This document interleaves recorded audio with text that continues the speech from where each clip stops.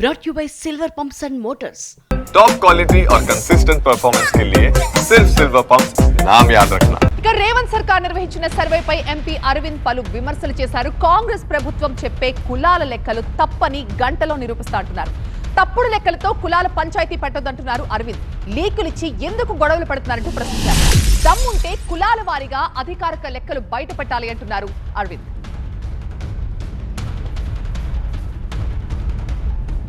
ఇదో సర్వే కాదు, ఇదో మను కాదు, కులపుట్ల సర్వే చేసినావు రేవంత్ ఒకటి. రెండవది ఈ కులం పంచాయతీ మొదలుపెట్టింది. దీంతో కేసీఆర్ కులం చాలా పెద్దదని ముఖ్యమంత్రి అయినండి. కేసీఆర్ కులం సంఖ్య ఎంత అండి? 1% ఉంటుంది, కొద్దిగా అటు ఇటు ఉంటుంది. ఆయన ముఖ్యమంత్రి అందుకే అయిందండి, కులం పెద్దదని అయిందా? తెలంగాణ రాష్ట్రం కోసం కొట్లాడిందని కేసీఆర్ని ముఖ్యమంత్రి చేసింది. ఆయన కోట్లు వేసారు. 10 సంవత్సరాల తర్వాత ఈ కేసీఆర్ దిక్కుమాల గుణం ఉన్నది, కేసీఆర్ కంటే పోరగానలేదు, కేసీఆర్ పోరగానలేదు ఇంకా దరిద్రపు గుణం ఉన్నదని ఓడగొట్టి. ఇక్కడ కులం కాదు, గుణం ముఖ్యం రాజకీయాలలో.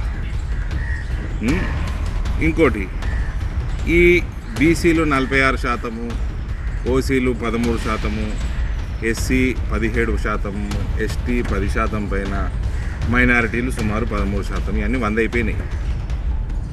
క్రిస్టియన్లు లేనేలేరు అంటుండు రేవంత్.